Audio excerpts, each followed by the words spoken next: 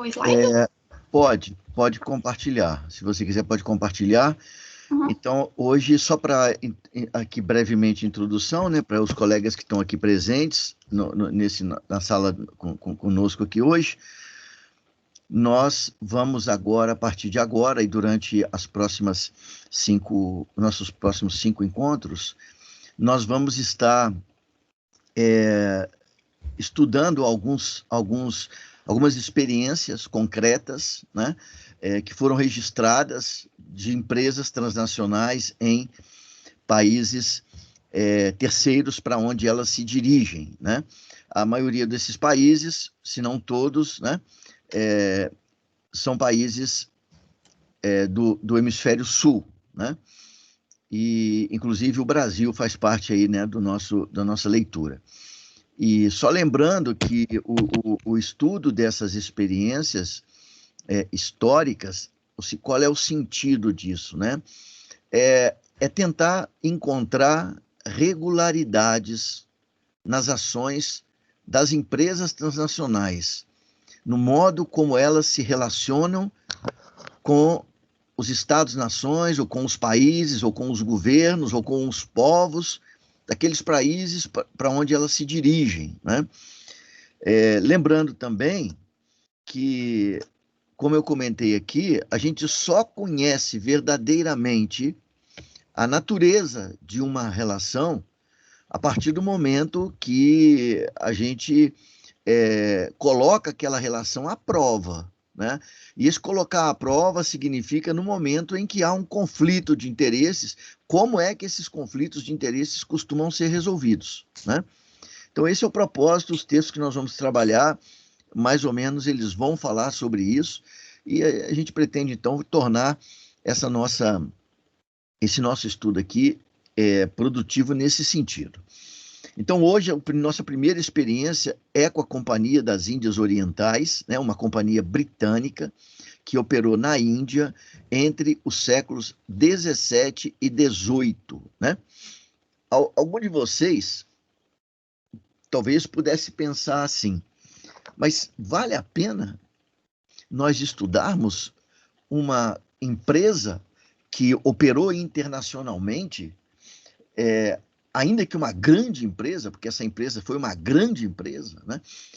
Mas vale a pena estudar isso, uma empresa que operava, que atuava no século XVII, no século XVIII?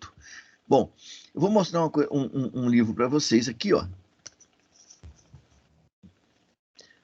O título é esse, ó, A Corporação que Mudou o Mundo. Embaixo, eu acho que não vai dar talvez para vocês verem, tem um subtítulo ali, ó. Eu não sei se vocês conseguem ler, mas ali está escrito como a corporação, desculpa, como a Companhia das Índias Orientais moldou a multinacional moderna. É o subtítulo do livro. Agora você vai me perguntar, mas espera aí, professor. Esse livro aí é um livro que foi escrito no século XIX, século XVIII. Então vamos dar uma olhadinha aqui rapidamente, porque ele data, a publicação original dele lá em cima, ó, publicação original, não sei se está dando para ver, é de 2006. No Brasil, ele saiu em 2012, a tradução e a edição dele. Esse autor aqui é Nick Robbins, né? Nick Robbins é um inglês. E por que eu estou mostrando isso? Simplesmente para dizer para vocês que a Companhia das Índias Orientais ela ainda é estudada hoje na Europa, na Inglaterra. Aqui é um autor inglês falando de uma experiência de uma empresa inglesa, né? Publicado em 2012 no Brasil, em 2006 lá na Inglaterra. Portanto, nos dois casos, século XXI. Né? Então, o nosso objetivo aqui, evidentemente, que nós vamos perceber à medida que vocês forem apresentando o trabalho, que essa companhia tem diferenças da companhia de hoje. Mas nós vamos fazendo, pontuando as diferenças, etc., e vamos podendo entender tudo que a gente precisa entender dessa experiência histórica aqui. Então é isso, eu passo a palavra então para vocês. Por gentileza, podem dar início. Tá bom, prof. Eu vou começar, Carol, tá? Pode passar, Mari. Deixa eu ver se foi. Passou ou não? Não, aqui não. Aí, foi.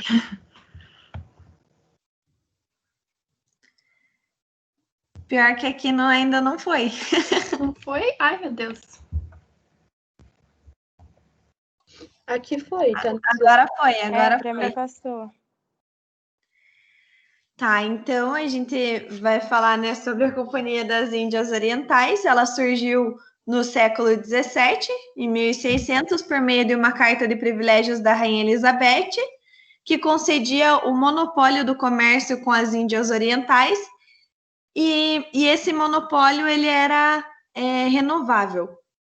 Então, essa empresa era tipicamente comercial e não capitalista, e no princípio eles buscavam manter uma política corporativa em que não eles se envolvessem apenas em negócios pacíficos, não interferindo politicamente. A base comercial dessa empresa era principalmente em bengalas, negociando algodão. Você pode passar, Mari? Desculpa. Passa sim.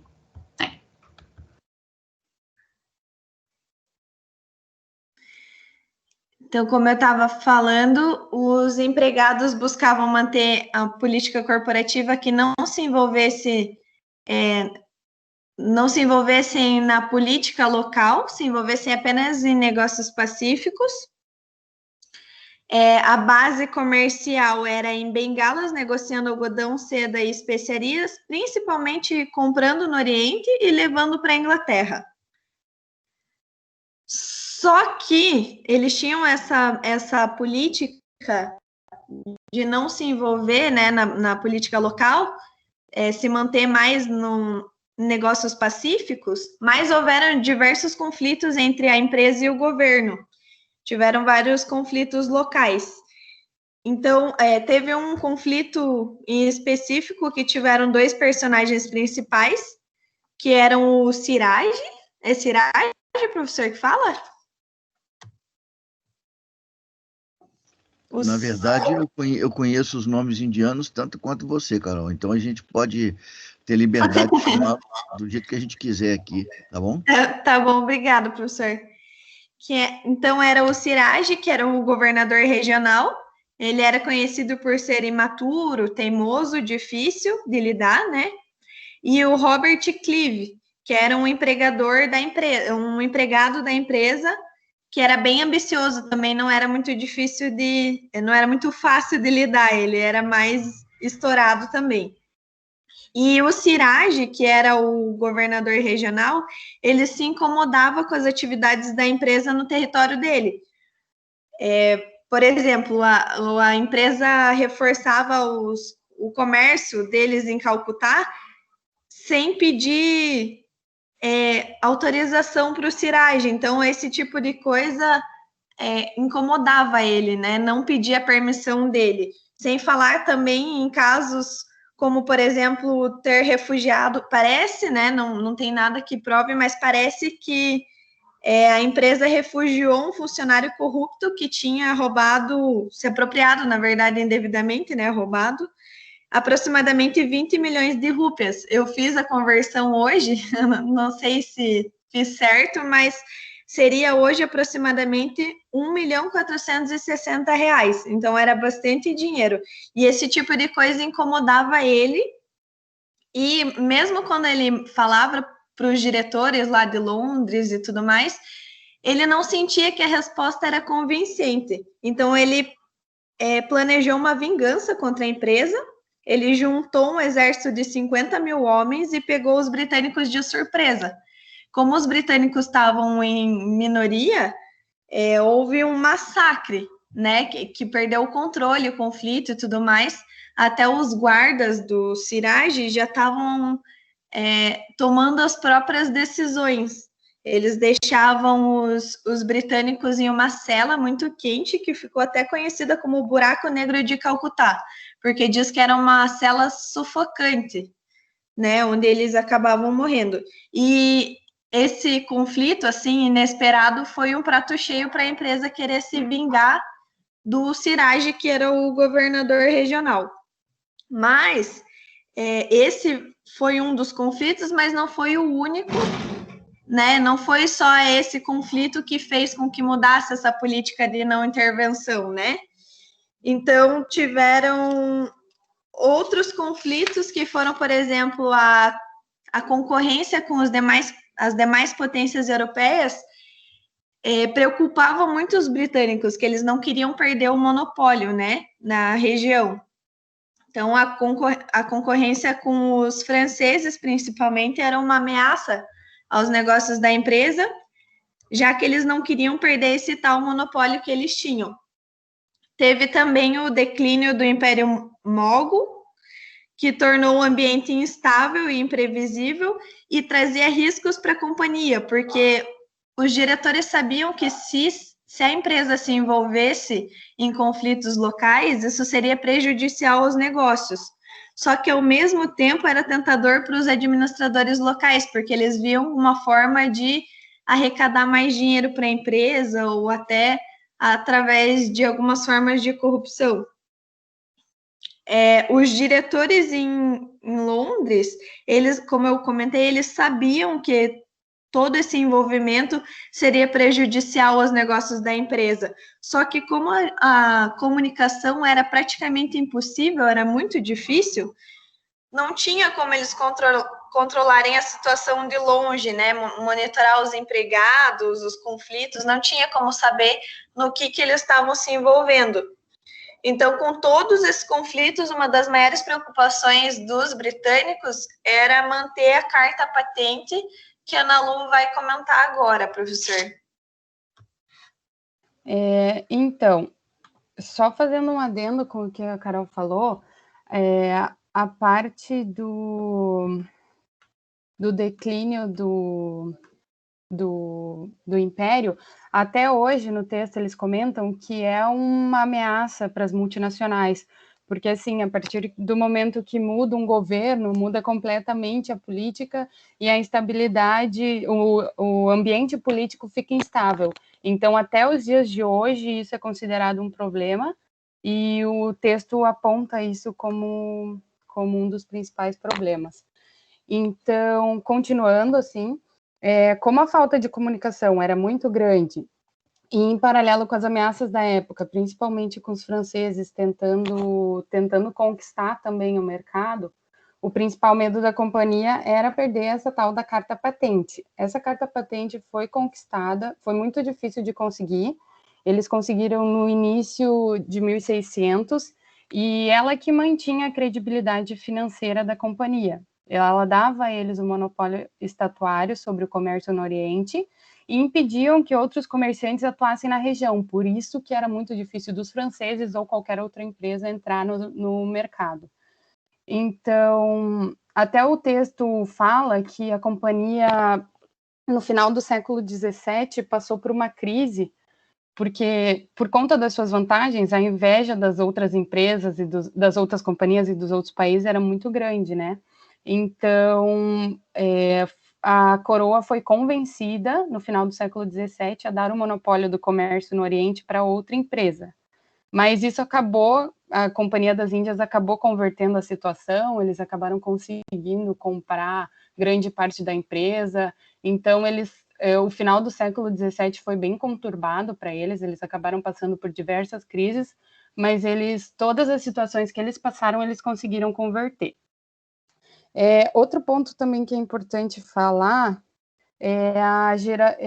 que acabou gerando o conflito político foi a interação dos funcionários locais com os nativos, porque os funcionários foram para lá para trabalhar, mas eles acabaram vivendo a vida de um indiano, né? Eles aprenderam a língua, eles compartilhavam os prazeres locais, e muitos até chegaram a casar com mulheres indianas. Então, isso acabou sendo um problema, porque eles já estavam inseridos na sociedade, eles tinham um grau de sensibilidade com aquele povo da região. Então, diante dessa fusão de cultura, os empregados locais começaram a entender como funcionavam as Índias, como funcionava o sistema financeiro, como funcionava o comércio e como que funcionava o governo indiano, né? E um dos principais exemplos disso, eles entenderam tão bem que a questão financeira Por exemplo, a questão financeira, os empregados tinham suas próprias contas com os mercadores, eles mesmos tiravam suas comissões, então eles sabiam com quem falar certo, e o controle, como a Carol falou, o Londres não tinha um controle muito bom, porque a comunicação era muito difícil, então foi um período bem conturbado, e isso acabou prejudicando a empresa, porque eles acabaram perdendo dinheiro, bastante dinheiro, porque o dinheiro não era repassado para Londres, e sim os comerciantes os empregados locais acabavam pegando para eles, sem contar que manchava a reputação deles, tanto na Inglaterra quanto com os governantes nas Índias, né? Todo mundo ficando sabendo da situação e tudo mais. Então, juntando essa interação com os nativos e a ambição da empresa de sempre conseguir novos negócios, o autor coloca que a companhia se dava através de 3 meios, que era a diplomacia, o suborno e a ameaça. Por exemplo, quando aparecia uma ameaça para a companhia, quando alguma empresa ou algum estado ameaçava fazer parte do comércio, eles acabavam subornando os governadores locais, e caso eles vissem que os governadores estavam cedendo, eles ameaçavam bloquear os portos, então eles tinham o controle da situação. A companhia já estava muito forte no país, tinha muito dinheiro e acabava subornando, acabava ameaçando. Então o autor fala que a interação do governo e da companhia se dava por meio da diplomacia, do suborno e da ameaça, principalmente. Então, com todos esses pontos colocados, o clima estava instável para todo mundo. Tinha muita gente querendo entrar no mercado local, os diretores de Londres estavam buscando uma melhor solução para a empresa e tentando ganhar lucro em cima disso, e os governantes locais estavam muito seguros, porque eles estavam vendo que a empresa tinha muito privilégio e a empresa estava conseguindo manter esses privilégios, porque eles também tinham muito dinheiro e ameaçavam de diversas formas. Então, a única alternativa que a companhia se viu diante foi buscar uma maior interferência na política, porque os governantes eles eram muitos e eles viram os governantes como uma tal ameaça, e a única saída para isso foi através da guerra, né? Então, na última parte ali do primeiro estágio, ele até no texto chama a luta final de Clive e de Siraj, ou seja, da companhia e do governo, que eles marcaram a guerra, ele conta bastante disso, mas diversos imprevistos acabaram acontecendo e a companhia acabou saindo vitoriosa. Não pelas habilidades do Clive e da sua coragem militar, mas porque ele conseguiu diversas manobras políticas antes de batalha, ele conseguiu entrar em contato com as pessoas certas e acabou se aproveitando de algumas situações e se aliando com essas pessoas certas, né? E com isso ele conseguiu capturar e matar o Siraj, né, que era o governante principal, e como ele conseguiu pegar a pessoa mais importante, ele colocou no governo quem tivesse aliado com ele e quem estivesse do lado dos britânicos, ou seja, era um fantoche para a companhia, fazia tudo que a companhia quisesse. Então, até eu coloquei ali uma frase que eu achei bem interessante, que foi exatamente o final do primeiro estágio, que o Clive fala para os governantes de Londres: ou os príncipes do país devem, em grande maioria, ser dependentes de nós, ou nós ficamos totalmente dependentes deles. Então, o objetivo, como a Carol comentou, no começo da companhia, não era se intervir de forma política, era só ficar ali na forma mais pacífica possível, só que como a companhia estava crescendo, o comércio estava crescendo, eles se viram na obrigação de tomar medidas drásticas e acabar se interferindo na política local. Então, esse foi o primeiro estágio, que começou sem essa intervenção e acabou de forma forçada com essa intervenção na política local. Esse foi o primeiro estágio. Fim do primeiro estágio. Agora acho que é com a Mari. Bom, agora a gente vai falar um pouquinho do segundo estágio em que se adentrou na companhia. Aqui ela vai se expandir cada vez mais e agora com um grande controle político realmente sobre a Índia. Nessa parte, a companhia ela vai começar a colocar um político local contra o outro, além de se usar pelo fato de que a tecnologia militar dos britânicos seria um pouco superior, para declarar guerras, né, justificando-se pelo interesse britânico. Mas às vezes não era nem isso, mas sim interesses dos comandantes locais. Como até a Ana Lu comentou, as extorsões elas se tornaram muito comum. E no segundo estágio foi sendo cada vez pior, assim, digamos assim. Basicamente, o começo desse estágio, ele vai de 1750 até o final da companhia. E ele foi marcado por muitas guerras locais e anexações do território. Basicamente, eles controlavam quase todo o território durante esse período, né? E para isso eles tinham basicamente seu exército próprio. Na verdade, antes ele era como uma força de segurança, assim, mas com o passar dos anos, com o aumento do poder, muitas pessoas viram oportunidade de conseguirem riquezas, enfim, e se juntar na força de segurança da companhia. Então, eles chamam no texto, o autor até chama como seria um exército próprio mesmo da companhia, né? Que já tinha até milhares de homens. Outra questão levantada, que até a Ana Lu e até a Carol falaram um pouquinho sobre, foi o questionamento do porquê que os diretores em Londres não faziam nada em relação a esses problemas, né, para controlar essa situação. Bom, primeiro, que nem a Carol falou, as cartas demoravam muito para chegar, e até lá o conflito já tinha acabado, eles se justificavam, né? Além disso, o autor traz que eles não entendiam muito bem a política na Índia, então eles acabavam acreditando no que era dito para eles. Eles diziam também que o comércio deveria ser administrado pacificamente, mas ao mesmo tempo pensavam que as riquezas na Índia eram infinitas, então isso se tornou um problema. Eles até tentaram enviar uma comissão de supervisão para avaliar a situação, mas o navio acabou afundando antes de chegar lá. Assim, dois problemas principais surgem nesse estágio. O primeiro foi a preocupação do desenvolvimento de um sistema de administração, que tinha a ver mais ou menos em como cobrar os impostos da população local. Eles tinham um problema de como adotar um sistema britânico de administração em uma sociedade totalmente diferente, com estruturas de poder diferentes. Então, acabou não dando muito certo durante um tempo. E o segundo problema foram os altos custos que o poder político acaba trazendo, né? Tanto administrativos quanto de defesa, porque toda essa briga por território, ela acaba tendo um alto custo. E aí eles meio que fizeram o inverso, eles tentaram arrecadar mais dinheiro conquistando mais território, mas acabava sendo um problema, porque acabava gerando mais custos ainda, né? De defesa. Além de, claro, na corrupção, que acontecia entre os representantes locais da companhia, que tomava muito dinheiro realmente. Então, esses eram os dois problemas principais.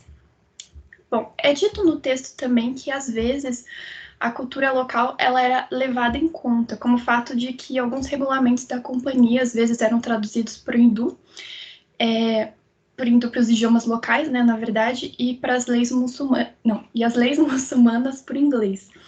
Então, é o que ele traz, assim, mais ou menos das leis. Do outro lado, com o avanço da companhia, existe também as ambições políticas de próprios representantes na Inglaterra, que seriam os liberais, os utilitaristas e os evangélicos. Eles tentavam ir à Índia pela companhia, para tentar impor, né, seus ideais na população. Tanto que os próprios evangélicos eles foram proibidos durante muito tempo pela companhia de irem para a Índia, em razão dos diretores não quererem, dos representantes locais, né, enfim, não quererem se indispor com a população local, porque o trabalho que eles iriam fazer seria tipo missionário, né? Então eles não queriam se indispor ali. Acho que é isso. Bom, e na verdade, no finalzinho ali, eles acabam fazendo um lobby no parlamento e acabam conseguindo realmente irem à Índia bom, para tentar fazer trabalho missionário, enfim. Bom, agora eu passo a vez para a Gabi. Tá, continuando. Então, apesar da ousadia e da brutalidade em governar da companhia, foi bem claro nos últimos anos que eles não eram capazes de lidar com vários territórios que eles tinham conseguido ao longo do período, né? E, ao mesmo tempo, as quedas comerciais na Europa levaram a empresa a apelar junto ao parlamento para ajuda financeira. Em 1773, tem a Lei Regulamentadora de 1773, que mais tarde fica conhecida como a Lei das Empresas das Índias Orientais. Essa lei restringiu o braço militar da companhia, ficando depois sob a alçada da coroa. Mas novas leis mais tarde voltaram a dar poder à companhia. Em 1857, se não me engano, tem uma rebelião indiana que fica conhecida como o Grande Motim. Esse Grande Motim foi resultado, pode-se dizer assim, da inércia e da incapacidade de controle da companhia e as atitudes dos comandantes britânicos, inflamada por teorias de superioridade racial e coisas do tipo, se tornou cada vez mais arbitrária. O que de fato desencadeou o motim foi o fato de que os novos cartuchos para os rifles que o exército usava eram engraxados com gordura de vaca, que era ofensivo para os hindus, então para a população indiana, principalmente, e também com gordura de porco, que era ofensivo para os muçulmanos. Então, os soldados revoltados por aqueles amigos que foram presos por se negarem a usar os rifles que eram engraxados com essas gorduras, mataram oficiais britânicos. Então, com a invasão do palácio, proclamaram eu não sei como fala o nome dele, acho que é Shah de Bahadur, alguma coisa assim, proclamaram ele imperador da dinastia Moghul restaurada. O governo britânico nacionalizou a companhia, tomando conta das suas posses indianas, dos poderes administrativos, das máquinas e forças armadas também.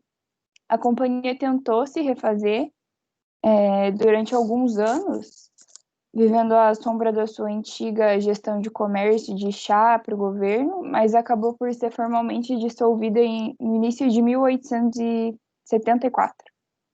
Acho que é isso.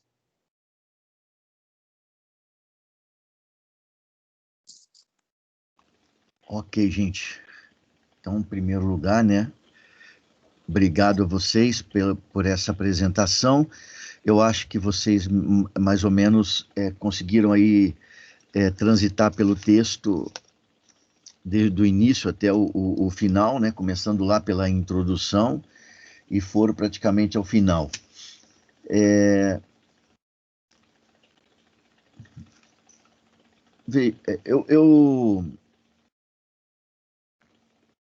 Eu acho que tudo que vocês falaram está presente aí no texto direitinho, né? Não houve nada que fugisse aquilo que é apresentado pelo autor. Mas eu queria perguntar aqui para os demais colegas que estão aqui hoje na sala com a gente, se vocês gostariam de fazer algum questionamento, alguma pergunta, antes que eu possa falar alguma coisa a respeito do texto, fazer alguma consideração aqui. Algum colega gostaria de fazer alguma pergunta, alguma questão ficou nebulosa, alguma coisa que não ficou claro? Não? Bom, então isso aí já é um bom sinal, né? Porque significa, se isso não for aí uma colaboração, né? Em que todos não vão perguntar, ninguém vai perguntar para ninguém, é um bom sinal, porque significa que a apresentação conseguiu transmitir um pouco dessa experiência da Companhia Britânica. Mas, assim, eu gostaria de fazer alguns comentários aqui, muito mais no sentido, assim, de tentar inclusive, resgatar um pouco do que vocês falaram e tentar enriquecer, né, enriquecer um pouco aí isso que foi falado. Então, veja, uma coisa importante, eu considero, que quando a gente vai falar desse caso, né, seria interessante a gente tentar colocar a experiência dessa empresa no contexto em que ela se encontrava, no contexto histórico, né? Então, a gente falou que essa empresa, vocês viram aí que ela operou lá na Índia entre os séculos 17 e 18. O que esse período histórico, ao que esse período histórico remete vocês? Alguma coisa em especial?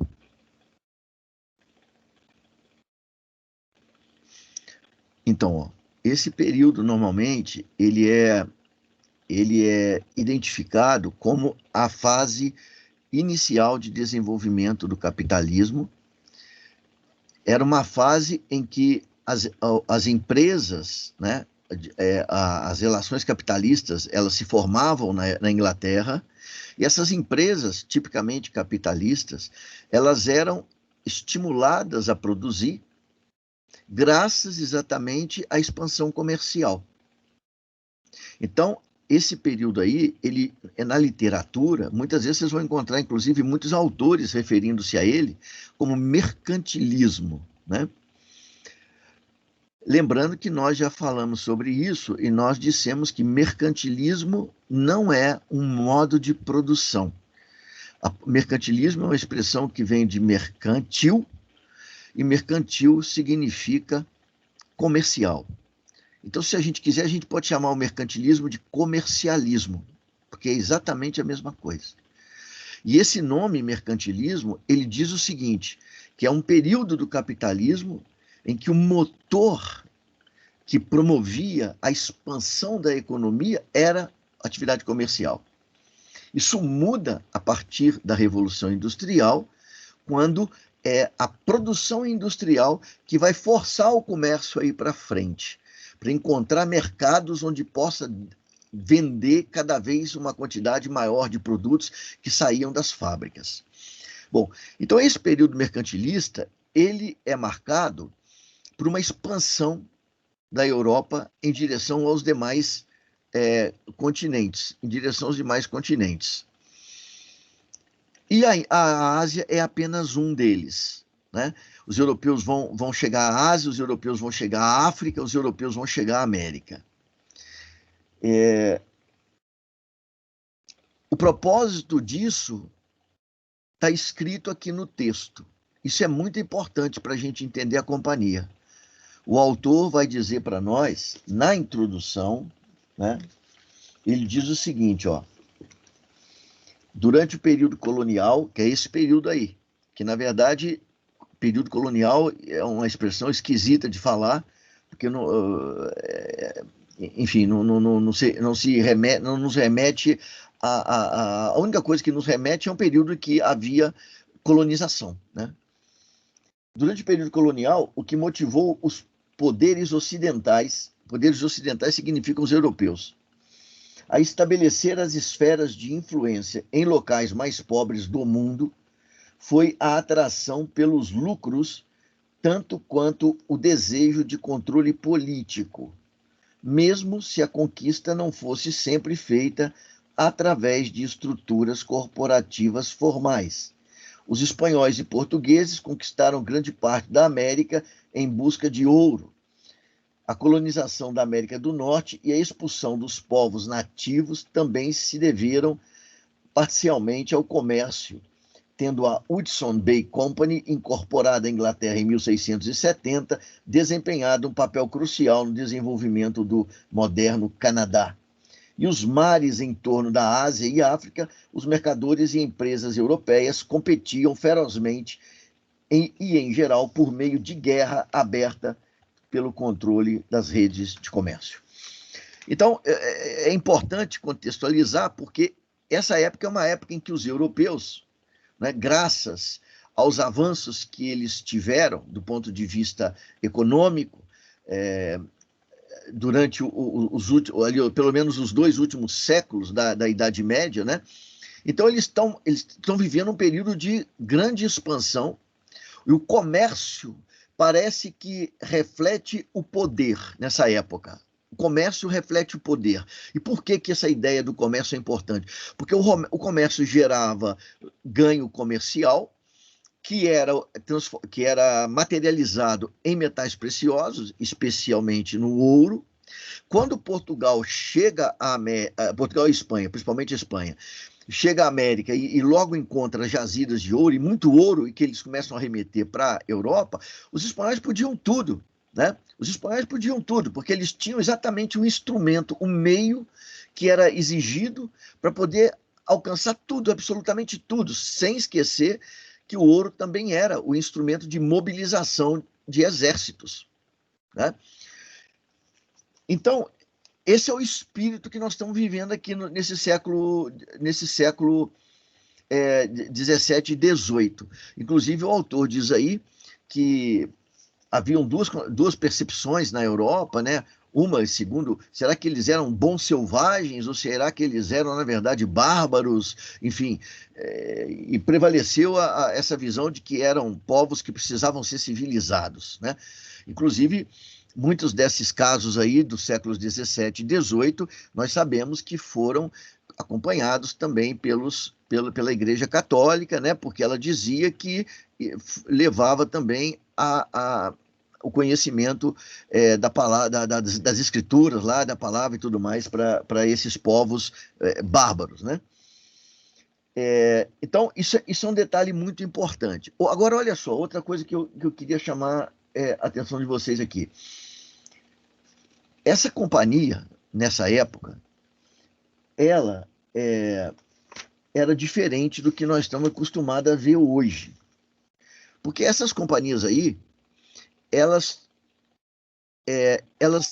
possuíam as Forças Armadas. Ela era não apenas uma empresa, mas era uma empresa que também detinha um exército. Bom, o empreendimento devia ser caro.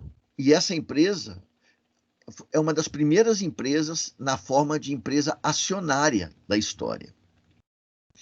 Os proprietários eram privados, eram comerciantes, eram aristocratas, e também era comum o próprio rei ter parte de ações dessa empresa. A própria monarquia. Então, esses caras mobilizavam muitos recursos. E a coisa precisava dar certo, né? E esse precisava dar certo ficava muito claro na hora que a gente percebe que eles iam armados nessas expedições. Veja, a gente quando vai em algum lugar armado, é porque já existe alguma intenção aqui nesse negócio. Significa o seguinte, ó, eu vou para resolver o caso. Se não der para resolver por bem, eu resolvo por mal, né? Vai na arma, né? Inclusive, o autor do texto diz para nós, aí, numa determinada página, ele menciona lá que os europeus geralmente tinham, os ingleses principalmente, tinham 3 meios de relacionamento com os asiáticos, com os indianos em particular.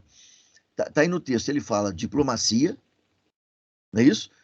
Suborno e agressão. Ele chama aqui de ameaça de guerra, mas a gente viu no texto que não é ameaça só, não. Matam mesmo, né? Então é guerra mesmo. Então, ou é agressão, ou não, pela ordem, ou é diplomacia, né? Você tenta convencer, ou suborna, ou força. E, professor, só um comentário, e isso dá para ver o texto inteiro, assim, o texto inteiro é suborno, é ameaça, fechar portos e dar suborno para o rei tentar pagar os governantes, então sempre mostra essa ameaça, esse suborno da companhia, né? E outro comentário só que eu ia fazer, essa carta patente realmente dava também o direito deles explorarem o ouro na região. Eu acho que era só para eles, né, também esse direito.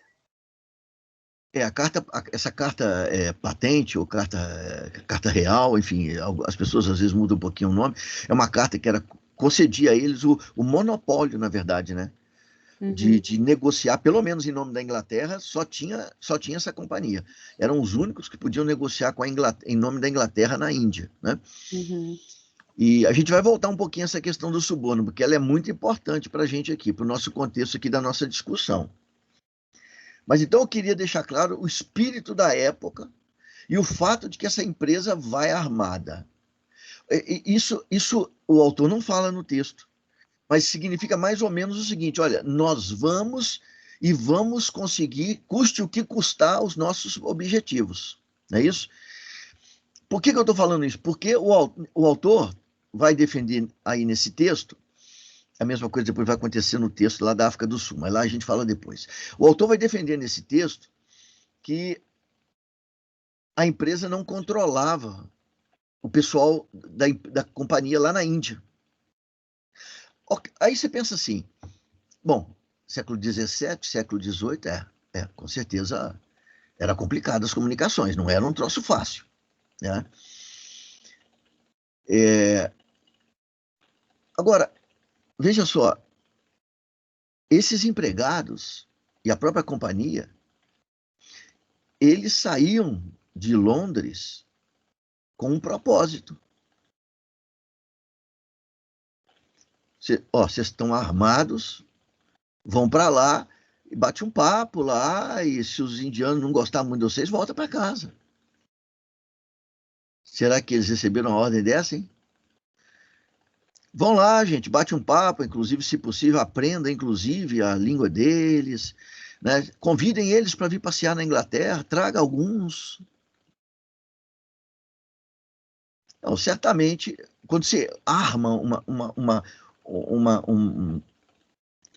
né, esses tripulantes aí que vão viajar, tem que saber o que eles estão indo fazer. Nosso propósito é esse. Portugal, Espanha, conseguiram muita riqueza em continentes terceiros, nós vamos também fazer a mesma coisa em outro continente. Vamos para lá, porque provavelmente tem gente muito rica. E o propósito era esse. Então, eu acho que não precisa da companhia controlar, não. Os caras sabiam o que tinha que fazer, né? E o Robert Clive, isso aqui é um outro aspecto desse não controlava. Porque, veja, esse Robert Clive ele foi denunciado na própria Inglaterra como sendo um carniceiro. É uma espécie de Pinochet da época, um carniceiro, né? Mas o que acontece? Olha só o que acontece aqui na página 48. Surge um novo conflito entre os indianos, lá o povo indiano e os seus líderes e a companhia, com o tal do Mir Kazim, né? E olha só o que ele diz aqui, ó. Mais uma vez, os interesses consideráveis da multinacional em Bengala estavam ameaçados. Ao ouvir as notícias, os diretores de Londres, em pânico, optaram por uma solução de curto prazo para o problema, deixando de lado a suposta má conduta de Clive e, sem dar a ele nenhuma instrução precisa, enviaram-no de volta a Bengala para resolver a confusão. Então, veja bem, eu não sei, porque esses textos aqui a gente não pode ler como se fosse romance, né, gente? E os textos que vocês estão lendo também para a monografia de vocês também, porque às vezes o autor fala nas entrelinhas, às vezes o cara não pode dizer umas coisas, ele fala de um jeito diferente, né? E esse cara está dizendo claramente aqui para a gente, olha, os ingleses sabiam o que estava acontecendo na Índia. E eles sabiam que eles tinham um carniceiro chamado Robert Clive, que resolvia o problema, matava, mas resolvia. Então a companhia enfrentou um problema na Índia, o que eles fazem? Manda o carniceiro para lá, de volta, que já tinha sido chamado a Londres, exatamente porque ele foi acusado de praticar muita violência, etc, etc. Chamaram ele de volta, tiraram ele do controle da companhia. Aí surge um novo conflito, a companhia tem dificuldade, o diretor que estava lá agora não era tão especializado, né, tão violento quanto o Clive, estavam com dificuldade, então eles vão e chamam o Robert Clive e mandam ele para lá. E o texto diz aqui que nem dá notícia para ele, nem dá orientação para ele, não precisa, né? Tem um conflito lá, vai lá resolver. Ponto. Então, eu tenho muitas dúvidas aqui nesse texto aqui, e eu, pelo menos, tenho elementos para acreditar que, na verdade, a companhia trabalhou lá na Índia de acordo com o propósito dos seus donos. Né? Professor, mas Oi. ele diz que o Clive venceu, assim, né? Não através da força, assim, ele venceu pelos contatos que ele fez e ele se aproveitou de umas situações. Então, o senhor acredita que isso não é verdade? Que foi a base da guerra mesmo? Porque tem uma parte do texto que ele fala, ele venceu não pelos seus dons militares e tudo mais, ele venceu por conta dos seus aliados. Só num dos episódios aqui, Ana Lu, na página 48, no começo do penúltimo parágrafo, ele escreve assim, ó, exatamente quando o Clive voltou, né, e foi atuar nesse conflito. Diz aqui, ó, desta vez, Clive tomou cuidado para assegurar que o domínio sobre a província fosse incontestável. As forças de Mir Kazim foram destruídas. Não sei o que mais aqui, né? Então, veja, houve vários conflitos e assassinatos, mortes, né? Conflito bélico lá também, né? Então, sim, o uso da força parece aqui que está presente no texto. Eu quero mais uma coisa, eu quero chamar a atenção aqui, antes da gente passá-la para o texto depois, é que consta que os europeus eles tinham uma missão civilizatória. Então, vamos dar uma olhadinha no que era a Índia. O texto fala, é o autor que fala para a gente aqui. O autor é britânico, né? Eu também gosto muito de mostrar quem é o autor. O autor esse é o texto, é o livro, né? Os Impérios do Lucro, né? E o autor ali, Daniel Litvin. E só para vocês terem uma ideia aqui, é consultor e escritor, tendo trabalhado como conselheiro em assuntos de políticas para Rio Tinto, uma multinacional do setor de mineração, onde traçou diretrizes sobre direitos humanos para os administradores da empresa. Antes atuou como correspondente na área de meio ambiente e recursos para The Economist. Em 98, ganhou o prêmio de jornalista financeiro Revelação do Ano da Wincott Foundation. Seu trabalho também foi selecionado para o prêmio da Fundação Greenpeace por melhor cobertura na área de negócios e o prêmio do Banco Mundial por ética em negócios internacionais. Formou-se com honras em antropologia e desenvolvimento pela London School of Economics e em filosofia política e economia pela Universidade de Oxford. Bom, então, quem está escrevendo para nós aqui é um londrino e um camarada que a gente não pode... O primeiro, ele é qualificadíssimo, né? O camarada é formado em antropologia, filosofia, economia. O camarada é altamente qualificado. Trabalhou para multinacional, né? Conhece o meio, né? E é ele quem está escrevendo aqui para a gente. E veja só o que ele diz sobre os bárbaros hindus, né? Diz aqui, ó, no primeiro contato com os mercadores ingleses, os moguls tinham mais razão para ter pena deles do que temê-los, pois o Império Mogul era mais poderoso, mais sofisticado e, de alguma maneira, mais avançado do ponto de vista artístico do que o Estado inglês do começo do século XVII. Na sequência, ele fala...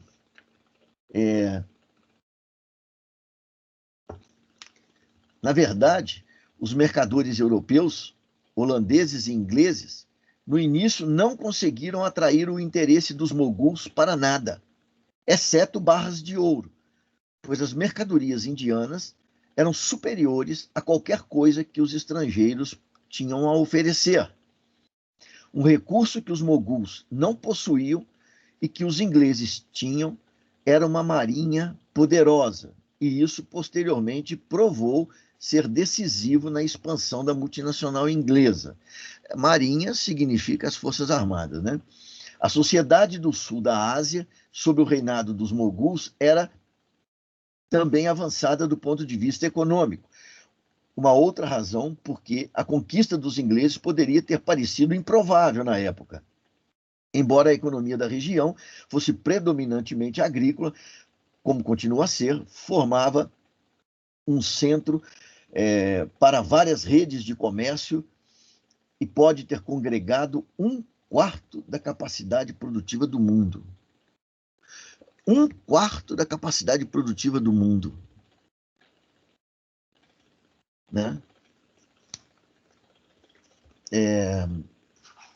Eu sei que vocês não têm esse texto aqui, mas esse livro, mas como o autor aqui também é um inglês, na página 31, ele escreve o seguinte, sobre a mesma coisa. Ele escreve o seguinte: foi a caça de lucros pessoais e corporativos que impulsionou inexoravelmente adiante uma dinâmica que afetou o mundo inteiro. Por ocasião de sua extinção, a companhia mudara o curso da história econômica, invertendo o fluxo secular de riqueza entre o Ocidente e o Oriente. Desde os tempos de Roma, a Europa fora o principal parceiro comercial da Ásia, fornecendo ouro e prata em troca de especiarias, têxteis e bens suntuários. Os comerciantes europeus eram atraídos ao Oriente por sua riqueza e sofisticação, em uma época em que a economia ocidental tinha uma fração do tamanho da asiática. Nos primeiros 150 anos da companhia lá na Ásia, a companhia foi obrigada a manter essa prática, dado que a Inglaterra não tinha para exportar quase nada que o Oriente estivesse interessado em comprar. No entanto, na Índia, depois da Batalha de Plassey, que é uma das que ele cita aí no texto, e mais tarde na China, com o fornecimento de ópio, a companhia rompeu esse padrão tradicional de comércio, de comércio e de riqueza. Quando da sua extinção, a economia europeia era 2 vezes maior que a chinesa e a indiana.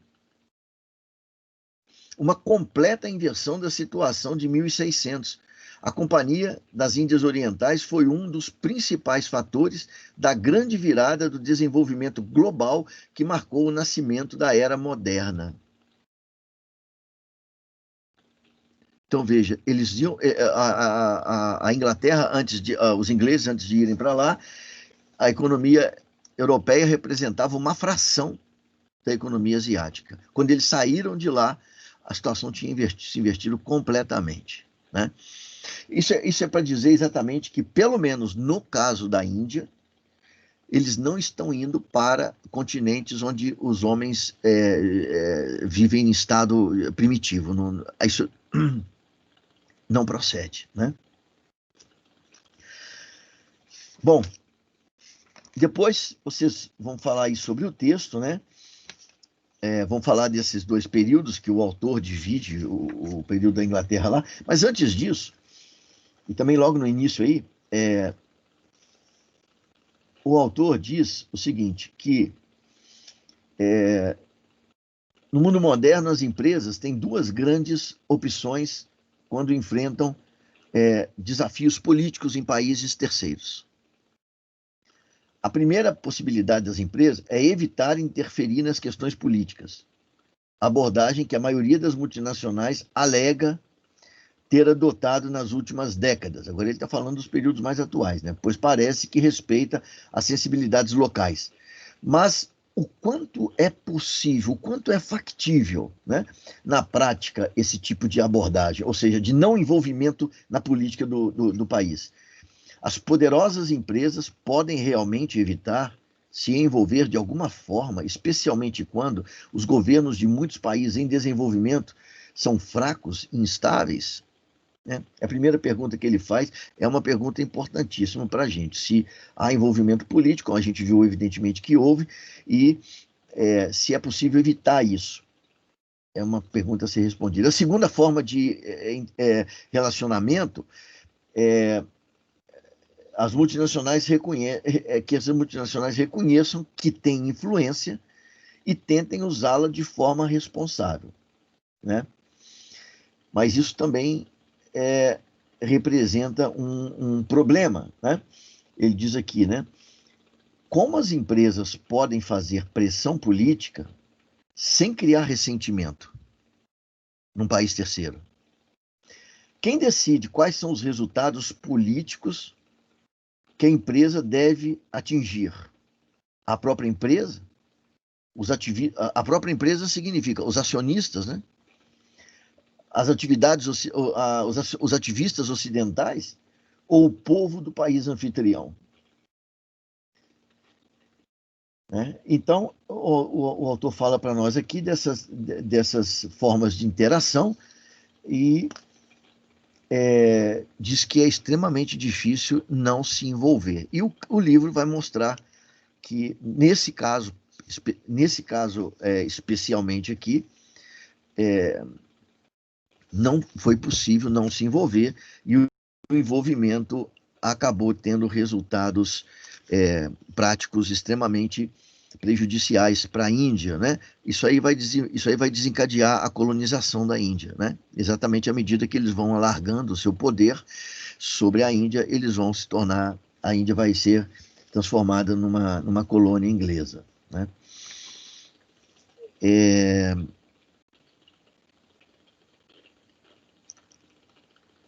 A gente falou aqui, né? A Ana Lu comentou sobre a questão aí, né, de uma certa ideologia que acompanha esse movimento, né, da civilização, etc. Ana Lu disse também, eu tomei nota aqui de algumas questões aqui interessantes, que quando muda o governo, as ETNs enfrentam problemas. Isso aqui é um negócio que merece reflexão, hein? Isso aqui merece reflexão, porque se o que a empresa faz é benéfico para o país, se ela tá apenas gerando emprego, ampliando a renda da população, pagando impostos, etc., etc., não sei se isso aí teria muito problema para ser gerado. Provavelmente deve ter algum outro problema envolvido aí, e não tem a ver necessariamente com o governo. Inclusive, nós vimos aí no texto que muitas vezes não é a mudança do governo que traz problema para a empresa transnacional.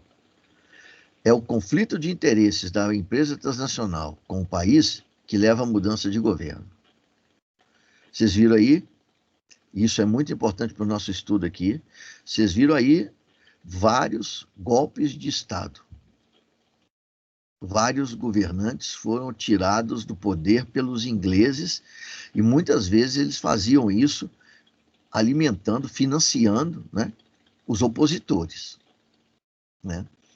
Então, muito embora a Índia tivesse ali uma estrutura política, né, razoavelmente desenvolvida, né, existia, evidentemente, as rivalidades políticas locais, como existe em qualquer lugar do mundo, né? A Índia não é diferente. E os ingleses aproveitavam dessas rivalidades para financiar o lado que, né, o rival, etc.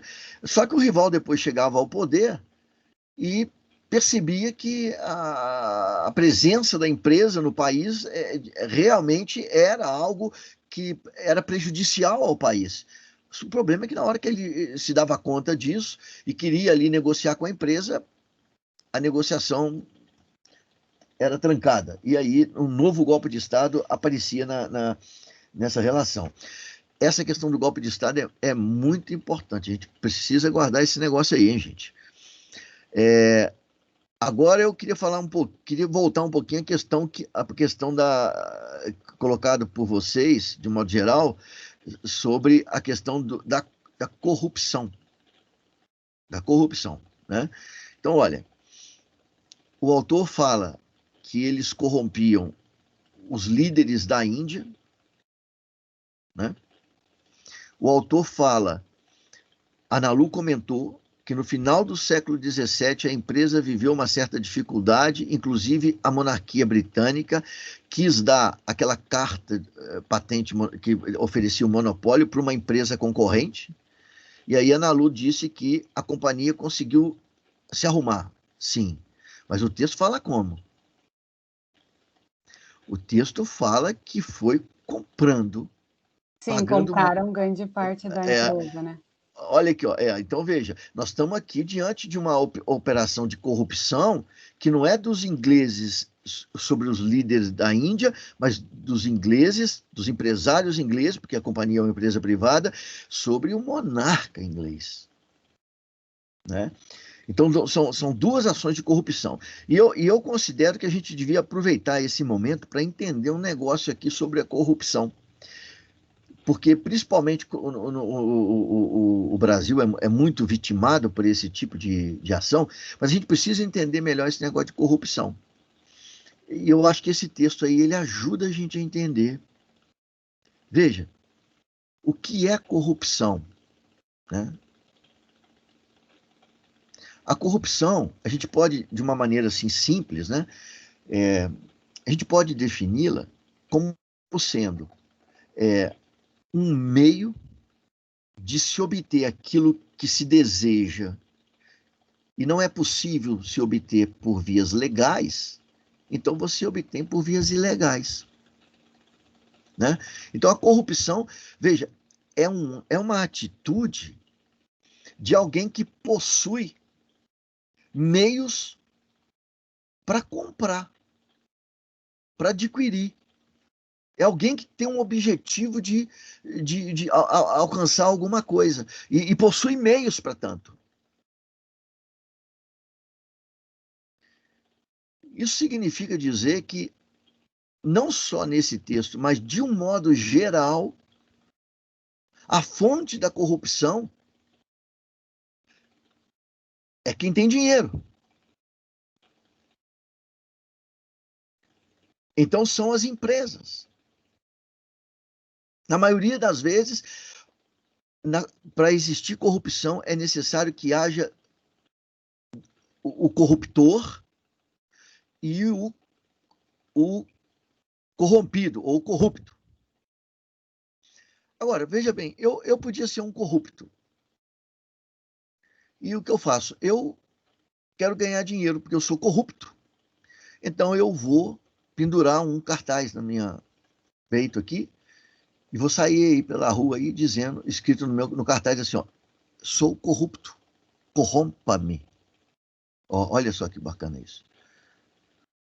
O que eu posso oferecer, né, para alguém me corromper? Nada, não tenho nada. Então eu vou para a rua e vou voltar triste, entristecido, né? Porque não vou conseguir ninguém que me corrompa. Não tem nada para oferecer. O funcionário público,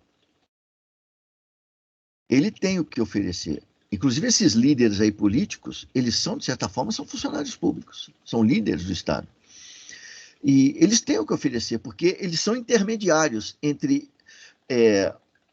aquilo que as empresas querem e aquilo que não lhes pertence, que são a possibilidade de, através de leis e outras coisas mais, oferecer para a empresa exatamente aquilo que ela quer. Mas o ator corruptor tem que ser a empresa, não tem outro jeito. Então eu estou chamando a atenção porque aqui o caso aqui mostra para a gente claramente, né? Dizem para nós que normalmente o brasileiro carrega tem umas pessoas que dizem, né, que os brasileiros carregam com eles o DNA da corrupção. DNA da corrupção tem os ingleses, né? É claro que, pelo menos com essa experiência aqui, a gente vê que os ingleses possuem uma vocação muito grande para corromper, né? Isso é muito importante da gente perceber aqui. É mais um instrumento, inclusive dito pelo próprio autor aí do texto, né? Que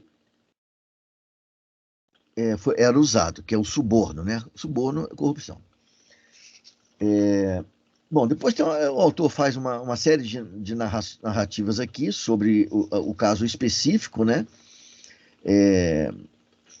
Dos conflitos, né? Esse conflito particular aí de Plessy, né? Que levou o tal do Mir Jafar ao poder, conduzido pelos ingleses, né? e vai falar de uma série de outros conflitos aqui entre os indianos e os ingleses. E a outra passagem aí, exatamente, me parece que nessa última aí, que eu acho que quem comentou, talvez, não sei se foi a Mariane, não tenho certeza, ou se talvez tenha sido como é o nome da nossa amiga que foi a última a falar? A Gabriela, professor. A Gabriela, isso.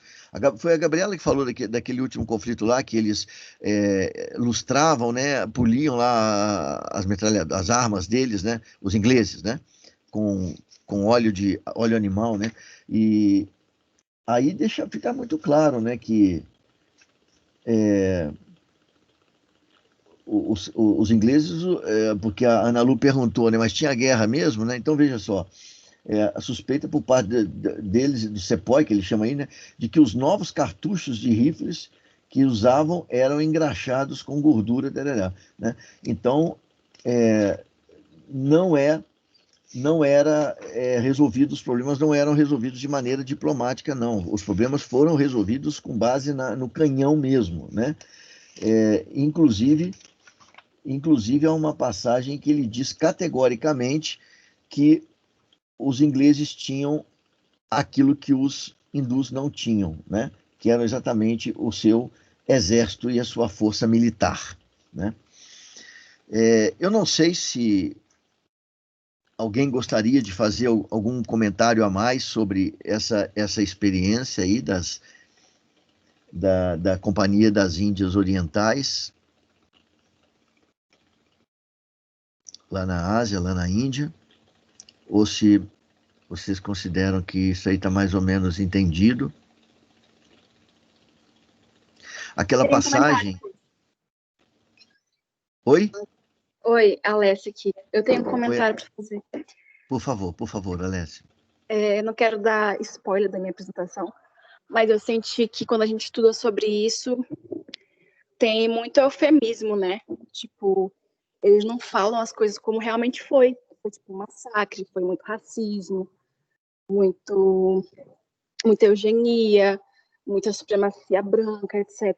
Tipo, tem muito eufemismo, e geralmente porque quem escreve justamente são pessoas do Ocidente, né?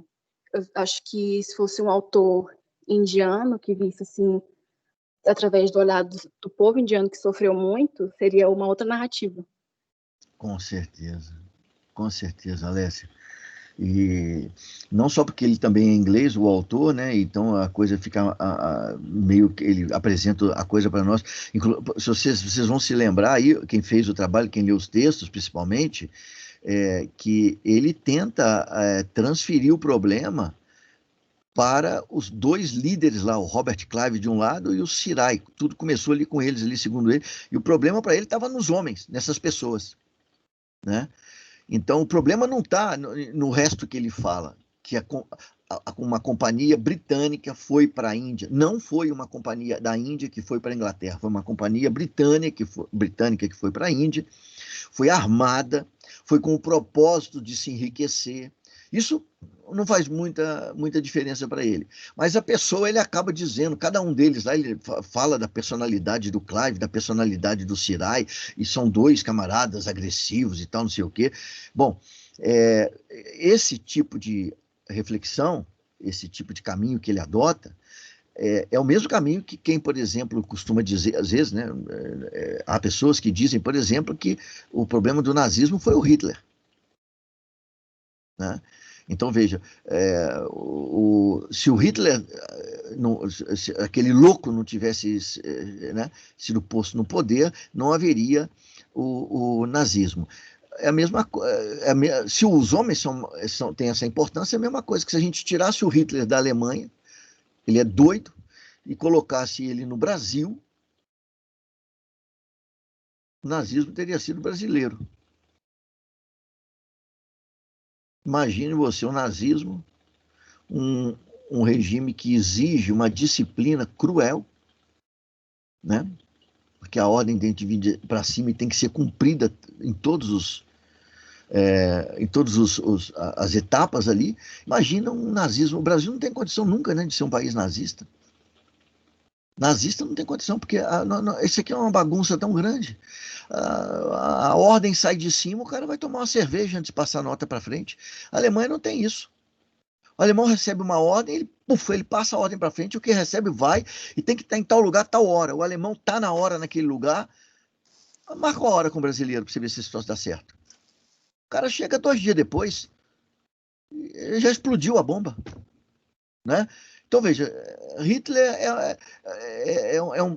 é um personagem que se encaixa naquele momento da história, mas existia toda uma insatisfação na Alemanha que dava margem à realização desse troço que surgiu lá com esse partido aí, né, de Hitler. Né? Então ele tenta transferir isso aqui para a responsabilidade do Clive. A empresa não tem nada em Londres. Os britânicos lá, coitado, eles não sabem de nada que foi feito lá na Índia. Né? A gente vai ver no texto seguinte aí, que a gente vai estudar aqui na sexta-feira, vocês vão ver que o caminho que ele toma lá também é meio parecido com esse aqui. E lá há outros elementos diferentes do daqui para a gente mostrar que, na verdade, Londres sabia de tudo. Londres sabia de tudo. Né? Bom, gente, então, eu não sei se alguém não tiver mais nada para falar. Alguém gostaria de fazer algum comentário a mais? Ou, inclusive, sim. Eu só ia fazer um comentário aleatório mesmo, que é o que eles falam naquele filme Ele Está de Volta, né? Que se Hitler voltasse no dia de hoje, tudo aconteceria de novo, porque o pessoal não ia, realmente ligar uma coisa da história com a realidade. Só tudo ia acontecer e o pessoal só ia ser influenciado do mesmo jeito. Exatamente. A história se repete. Muitas vezes a história se repete, primeiro como tragédia e depois como farsa, né? Só para concluir aqui, ó, acho que foi Ana Lu, citou uma frase onde lá o inglês lá, não lembro se era o Robert Clive ou não, ele diz: ou eles devem ser dependentes de nós, ou nós é que vamos nos tornar dependentes dele. Imagina isso. Não tem, a visão dos ingleses é exatamente essa. Essa era a visão mercantilista. Porque para o mercantilista, toda operação comercial, ela tinha alguém que ganhava e alguém que perdia. O cara que vendia e conseguia dinheiro, conseguia ouro, naquela época ouro, né? O cara que vendia e conseguia ouro, esse ganhava, ele ganhou na operação comercial. O cara que comprava e tinha que pagar com ouro, como ele abria a mão do ouro, e o ouro era o objetivo, então ele perdia. Então, na operação comercial, sempre existia um ganhador e um perdedor. Né? E aqui a visão deles é a mesma. Ou eles se tornam dependentes de nós, ou nós. Por que vocês não tornam dependentes da Índia? Como é que os Inglaterra, os hindus estão ameaçando de subordinar a Inglaterra em algum momento? Ou os chineses, ou algum outro? Né? Então, veja, é uma fala verdadeiramente de quem quer tentar justificar, né, as coisas tal como elas estão acontecendo no continente, né, lá na Índia. Né? Mais alguma coisa, gente? Professor, eu posso falar com você sobre o TCC agora no fim da aula, por favor? Pode. Eu fico pelo final aqui para a gente poder conversar, então. Tá bom. Gente, olha só.